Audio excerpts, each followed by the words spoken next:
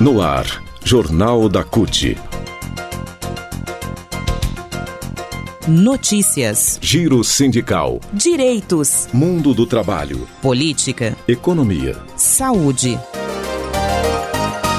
Aqui, a classe trabalhadora tem voz. Olá Brasil, eu sou o André Acarini. Nessa edição do Jornal da CUT você confere os seguintes assuntos. Cortes de recursos federais na saúde diminuem atendimentos ambulatoriais. 68,1% dos brasileiros reprovam a atuação do atual governo na área do emprego. Bancários e metalúrgicos lutam por pauta econômica e social em campanhas salariais. E ainda, nova pesquisa eleitoral mostra Lula à frente de Jair Bolsonaro, com 49% das intenções de voto contra 38% do atual chefe do executivo. A partir de agora, aqui no Jornal da CUT. Rádio CUT. Aqui, a classe trabalhadora tem voz. Acesse pelo site www.cut.org.br.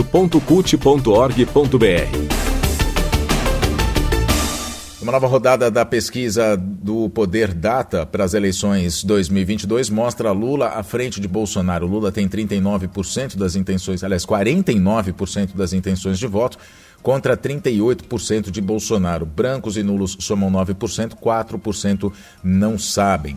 A pesquisa foi realizada pelo Poder Data, empresa do grupo Poder Data, Poder 360 Jornalismo. Dados foram coletados entre 8 e 10 de maio de 2022 por meio de ligações para celulares e telefones fixos. Foram 3.000 entrevistas em 288 municípios nas 27 unidades de federação. A margem de erro é de 2 pontos percentuais, intervalo de confiança é de 95%. A pesquisa está registrada no Tribunal Superior Eleitoral sob o código BR 08423/2022. Saúde. E desde o golpe de 2016, os governos do ilegítimo Michel Temer, do MDB, e Jair Bolsonaro, do PL, já reduziram consideravelmente os recursos para o Sistema Único de Saúde, o SUS. Somente de 2018 a 2021, a redução foi de 36 bilhões e 900 milhões de reais. O resultado desse sucateamento é a queda de procedimentos ambulatoriais por habitante. Caiu 12% entre 2015 e 2019. Os dados são do estudo da Associação Brasileira de Economia da Saúde e abrangem o período de 2015, ano em que o país praticamente parou em função do golpe que estava sendo gestado para derrubar Dilma Rousseff. O de 2016, quando foi aprovada a emenda constitucional 95, que congelou os gastos públicos, de acordo com a inflação até 2036, e os primeiros anos do governo de Bolsonaro.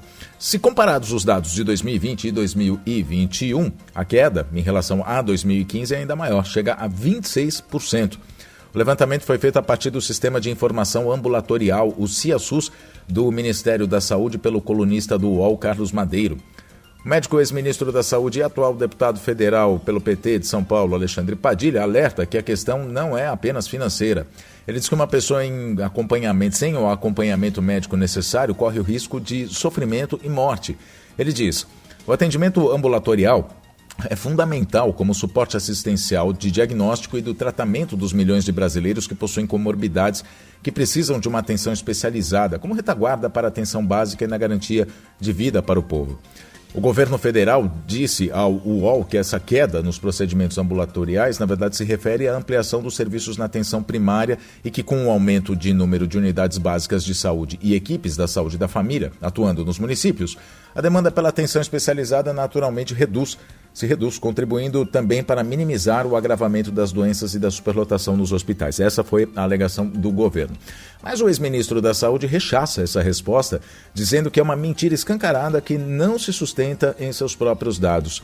Segundo Padilha, a Pesquisa Nacional de Saúde de 2019 mostrou que 23,8%, 9 milhões e meio dos domicílios cadastrados há um ano ou mais, em unidades da saúde da família, essas famílias nunca receberam visitas de agentes comunitários de saúde ou membros da equipe de saúde da família. Política. O desempenho pessoal do presidente Bolsonaro é reprovado por 58,8% dos brasileiros e a gestão do governo é reprovada em todas as áreas, alcançando 68,1% de avaliação negativa quando se trata de políticas para a área de geração de emprego e renda. Os dados são da pesquisa CNT-MDA, divulgados na terça-feira, que confirmaram a liderança do ex-presidente Lula na corrida pela presidência nas eleições deste ano e reafirmaram a péssima avaliação de Bolsonaro. Apesar do aprofundamento da crise econômica, com desemprego atingindo quase 12 milhões de trabalhadores, a maior taxa de inflação desde 1995 e da 10ª alta seguida da taxa básica de juros, a Selic, além do fato de o Bolsonaro trabalhar menos de 5 horas por dia, ainda tem 37,9% dos brasileiros, apesar de tudo isso, que aprovam sua gestão. 3,3% não souberam ou não quiseram responder. Segundo a pesquisa, 68,1% dos brasileiros disseram considerar pior do que esperavam no início do governo em janeiro de 2019, na avaliação quando se diz a emprego e renda. A avaliação do governo Bolsonaro tem altos percentuais de ruim também nas áreas de saúde, quase 60%, meio ambiente também quase 60%, segurança 57% e educação 55,5%. Além de benefícios aos mais pobres, ele é reprovado por 53%, combate à corrupção 50,6% e combate à pandemia 48,5%. E a expectativa para os próximos 6 meses, de acordo com a pesquisa, é ruim. A expectativa de melhoras nas áreas em que o governo é reprovado não é animadora. Para os próximos 6 meses, quase 40% dizem que o emprego vai ficar do jeito que está, ruim, com muitas pessoas desempregadas ou trabalhando por conta própria sem direitos. 20% dizem que vai piorar. Sobre a renda, 51% acreditam que vai ficar como está nos próximos 6 meses, ou seja, na maioria dos casos com queda do poder de compra, porque os salários não são reajustados de acordo com os índices da inflação. 17,7% acham que vai piorar ainda mais. Já a saúde vai ficar igual para 45,9% e piorar para 19,3%. A educação vai ficar como está, mal gerida, para 45,1% e vai piorar para 19,5%. Giro sindical.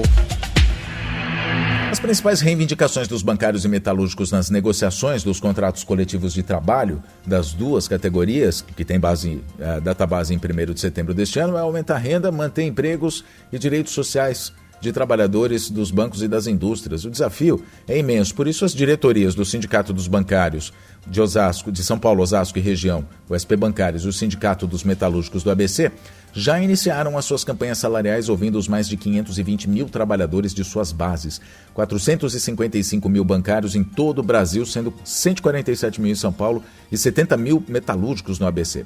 Falar dos bancários. A importância da campanha salarial dessas categorias é enfatizada pela presidenta do SP Bancários, a Ivone Silva. Ela diz que norteiam a luta de outras categorias e que as reivindicações conquistadas na campanha salarial do setor financeiro, que é nacional, acabam servindo de exemplo para outras categorias. Ela diz, a reforma trabalhista retirou da folha de pagamento o desconto aos sindicatos, mas já havíamos conseguido evitar essa prática que consideramos antissindical, além de manter a validade da convenção coletiva, mesmo o governo tendo permitido as negociações individuais. Dando início à campanha salarial deste ano, os bancários já encaminharam uma assembleia de base e uma consulta pública para que a categoria, bancários, sindicalizados ou não, respondam o que acham mais importante que conste na pauta de negociação do acordo coletivo. Já nos metalúrgicos, a crise econômica torna a negociação pelo aumento real acima da inflação mais dura pelo lado patronal, é o que diz o coordenador da Regional de São Bernardo do Campo, do Sindicato dos Metalúrgicos do ABC, o Genildo Dias Pereira, o gaúcho. Ele afirmou em entrevista que esse ano, com a carestia inflacionada pelos combustíveis, o botijão e a crise do botijão caro, e a crise do desemprego, quem está trabalhando ganha pouco, com pisos reduzidos e, por isso, os sindicatos precisam estar unidos, falando a mesma língua na mesa de negociação. O último boletim de olho nas negociações do Diese mostra que cerca de 52% dos 231 reajustes do mês não alcançaram o índice de 10,8% da inflação. Resultados iguais ao INPC representaram cerca de 34% dos reajustes e apenas 13,9% das negociações tiveram aumentos reais. Em uma assembleia realizada na última sexta-feira, dia 6, os metalúrgicos do ABC aprovaram por unanimidade a pauta que vai ser levada às entidades patronais em 3 de junho. O Jornal da CUT fica por aqui. Muito obrigado pela sua companhia. Nós nos falamos na próxima edição. Até lá!